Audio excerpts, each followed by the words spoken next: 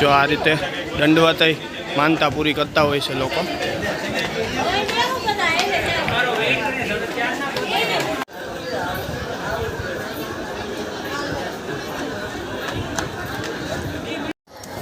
તો જય માતાજી બધાને। તો જો અત્યારે આપણે આવી ગયા છે ચોટીલા। કાલે જુનાગઢથી રાજકોટ આવી ગયા હતા, ત્યાં આપણે બેનને ત્યાં રાઈટ રોકાઈ ગયા હતા અને અત્યારે જો સવારના પોરમાં આપણે ચોટીલા આવી ગયા છીએ। આજે છે રવિવાર, આપણી ભેગા છે હિરેનભાઈ અને જો ઉપર દાદા અને મોટાભાઈ ને બધા જાય છે। તો જો અત્યારે રવિવાર છે તો થોડુંક ટ્રાફિક છે, તો હાલો હવે ધીમે ધીમે આપણે ચોટીલા ચડવાનું ચાલુ કરીએ અને માતાજીના જલ્દીથી દર્શન કરીએ। જો અહીંયા અન્નક્ષેત્ર ચાલુ છે, થોડું ટ્રાફિક છે, રવિવાર છે એટલે થોડુંક ટ્રાફિક રહે। આડા દિવસે આવ્યા હોય તો એટલું બધું ટ્રાફિક હોય નહીં, આજે રવિવારનું એટલું ટ્રાફિક હોય। જો હવે આપણે અહીંથી માતાજીનું નામ લઈ અને ચડવાનું ચાલુ કરી દઈએ। જો આપણા બધા મેમ્બર છે એ ચડવા માંડ્યા। આજે રવિવાર છે તો ટ્રાફિક સારું છે। આમ આડા દિવસે આવીએ આપણે તો ઓછું ટ્રાફિક હોય, પણ આજે રવિવારના હિસાબે ટ્રાફિક બહુ જાજુ છે।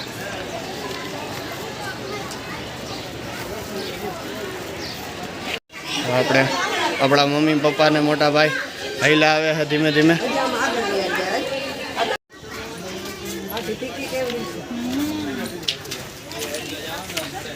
આપણા હિરેનભાઈ હૈલા આવે છે, દાદા ધીમે ધીમે હૈલા આવે છે। રુદુભાઈ છે થાકી ગયા છે।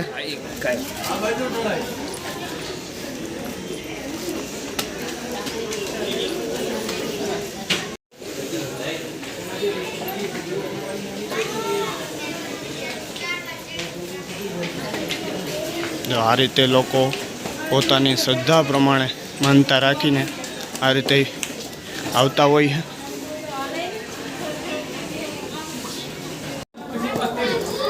અમારા રુદુભાઈ છે, રુદુ થાકી ગયો કે થાકી ગયો? આપણે આખો ચડી જવાનું ને, પછી ધીમે ધીમે ચડશું કે હળી કાઢતા ચડવું? ઓકે હાલો આપણે રુદુભાઈ ભેગા ધીમે ધીમે ચડીએ છીએ। રુદુભાઈની મજા આવે।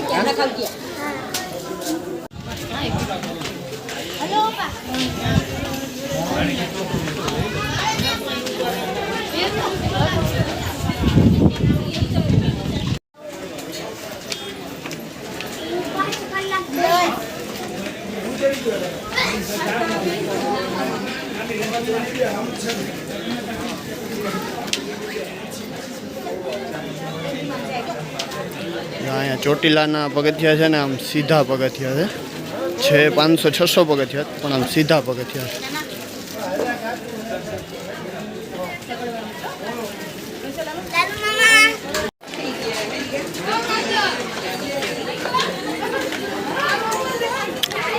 મારા રુદુભાઈ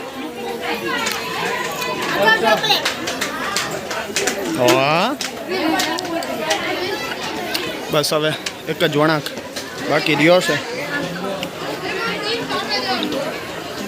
જો આ રીતે દંડવત માનતા પૂરી કરતા હોય છે લોકો।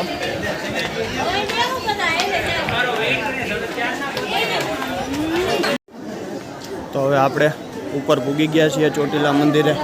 જો અહીંયા મંદિર આમ જ દેખાય છે, પણ નીચે હજી પપ્પા, સાગર, હિરેન ત્રણેય થોડાક આપણાથી વાહે છે। પપ્પા ધીમે ધીમે હાલે એટલે ધીમે ધીમે આવે છે। હવે આપણે અહીંયા બેસી એ લોકોને વાઇફ જોઈએ, પછી બધા આવી જાય, પછી સાથે અંદર મંદિરે દર્શન કરવા ત્યાં હું આપણે સામે માળી બેઠા છે। અમારા રુદુભાઈ ચડી ગયા છે, ખોટા તોફાન નથી કર્યા, ધીમે ધીમે ચડી ગયા છે। કાં રુદુ થાકી ગયો? જોઈ લ્યો હજી નથી થાક્યો અમારો દીકરો।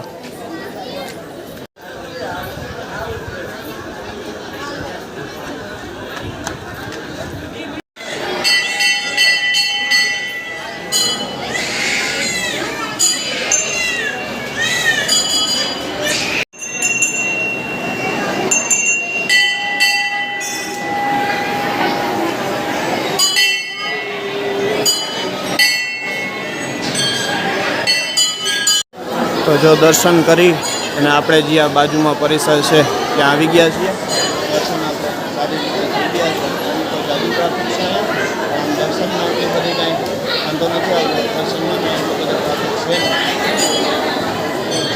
બાકી પબ્લિક સારું છે આજે રવિવારનું. અહીંયા જો આ બધા ફોટોગ્રાફી ને બધું હાલે છે.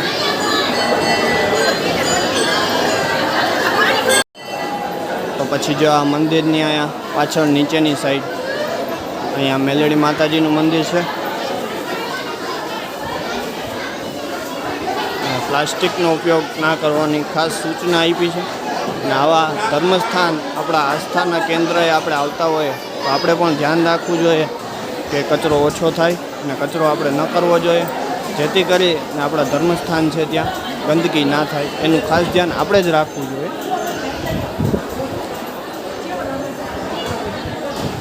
અહીંયા કાળ ભૈરવ દાદાનું મંદિર છે.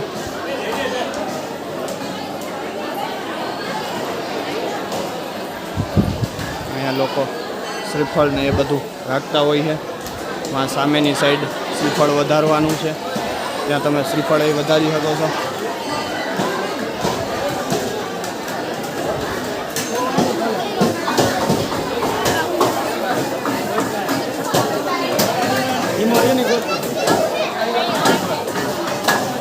અહીંયા બધે શ્રીફળ વધારવાનું છે.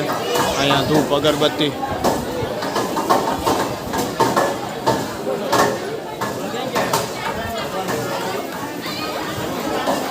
માતાજીનો સિંહ બેઠો છે.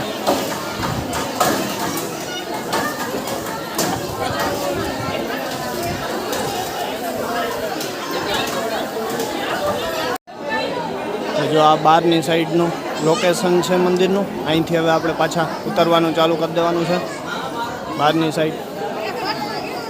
આપણે દર્શન થઈ ગયા છે બહુ મસ્ત. હવે ધીમે ધીમે આપણે નીચે ઉતરવાનું ચાલુ કરી દીધું છે.